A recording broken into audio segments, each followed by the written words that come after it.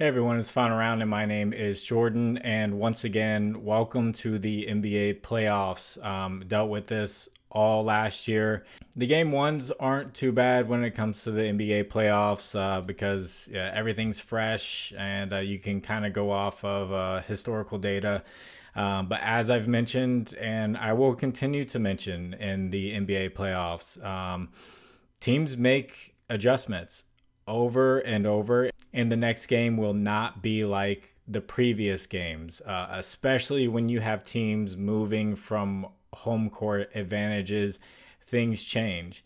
I told people in my Discord, Cavaliers were struggling on the road to end the year. I expected them to struggle in this game three, and they did struggle.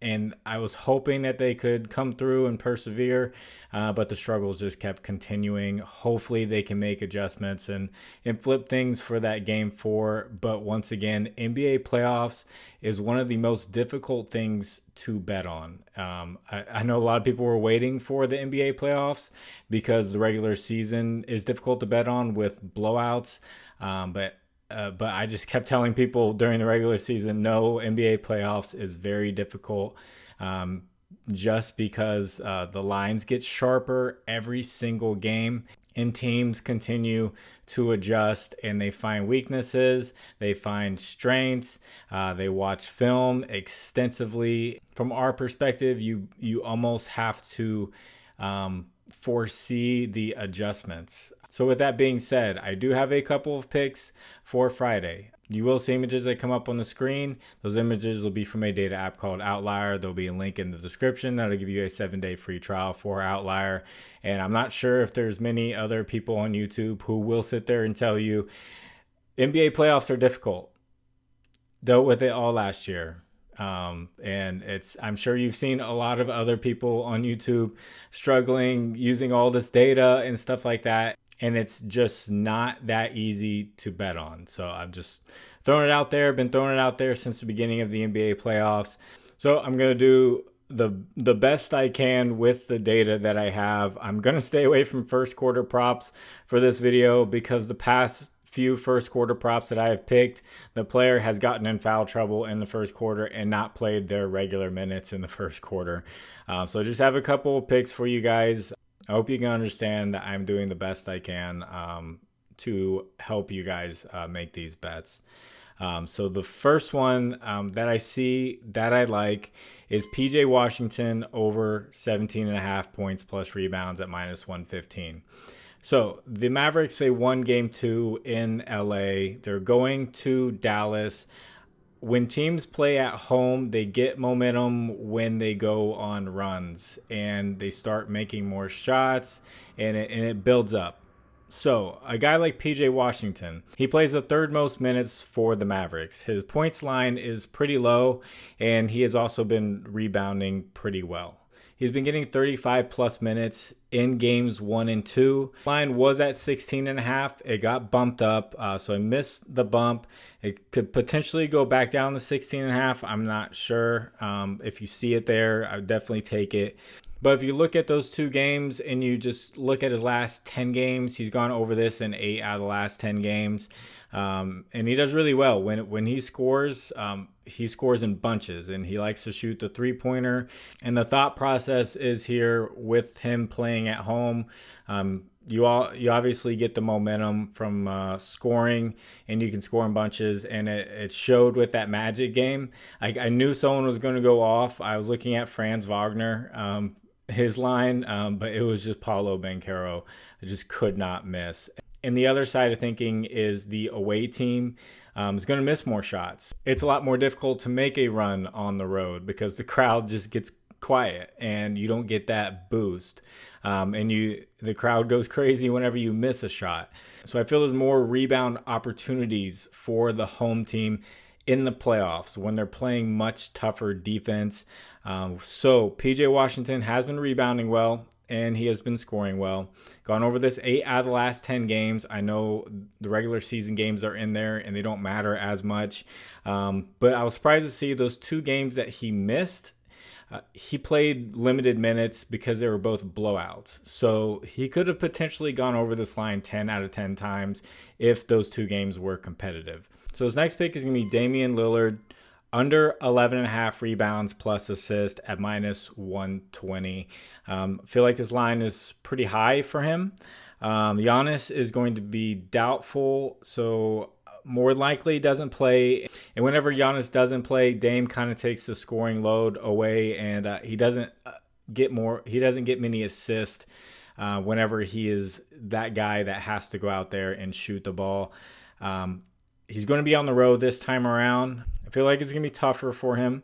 The Pacers are actually really good at stopping opposing point guards from getting assists, like top 3 in stopping point guards from getting assists. And it showed in games 1 and 2 when they were on the road. They ended up winning game 2. Dame has gone under this in 7 out of the last 10 games. Obviously, the line is boosted because Giannis is out. So I like the fact that he hasn't even gotten close to this line in games 1 and 2. And I really think the Pacers, being at home, I think they're gonna run. They're gonna play fast. I think they're gonna score a lot. The Bucks really need Giannis out there, and it showed in game 2. So those are my 2 picks with outlier. I'm just being real with you guys for this video. There's things that I have like gut feelings for, but I'm afraid to just give a pick and say this is my gut feeling and not have any data to back it up. And so it's a little bit more difficult to give those kind of picks because I don't know how people would react in a video if I said, this is the pick I like. This guy's gone over in these games, but I have a gut feeling it's going to be different. So for me, for Thursday's games, I had a gut feeling Darius Garland wasn't going to play well, and he didn't. Just because of everything I've seen as a Cavaliers fan all season long, and him playing on the road in a hostile environment, and him just having that ability to disappear. But I definitely do have this gut feeling picks, and I feel like guys on YouTube, we have to give data to back up something. And when it comes to the playoffs, you kind of have to have that gut feeling of, okay, this guy's done this. They're going to make adjustments. He might not do it the next game. So for me, like Luka Doncic has not played well against the Clippers. He takes a ton of shots. And this next game coming up with his line, he's come really close to it. Now he's playing at home. I have a gut feeling Luka Doncic is going to go over his points line. That's a gut feeling pick.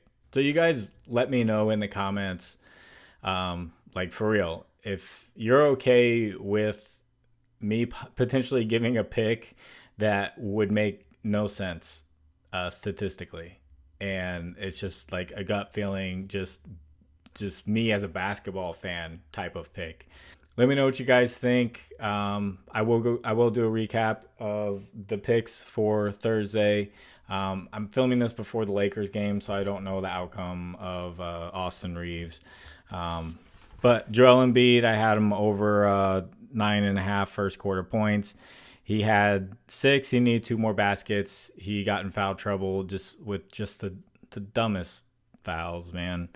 And he normally plays the entire first quarter, so pretty crazy. Yeah, he went over this line every single game against the Knicks this season, and it's just like you can't even make this up. And then Mo Wagner over 14.5 points plus rebounds.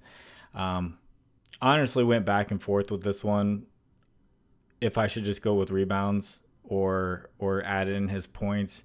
And he was scoring well, and I pointed that out, how he was shooting. So I put in the points, and it ended up being his rebounds. I can't make the excuse that it was a blowout because he did play a decent amount of minutes. It's just when it came to shooting, he just missed the easiest shots. If you would like to discuss lines further, I have a Discord. Link is in the description. You can hop on in there. Conversation going on about basketball, baseball, esports, hockey, whatever else is going on right now. I hope that this video finds you guys well, because it's just been something that's just honestly just been on my heart, even like right before entering the playoffs. If you watch my first NBA playoffs video, I like give a warning about playing light for the NBA playoffs. So good luck to you all. God bless you. It's Final Round. My name is Jordan. I'll catch you on the next one. Bye.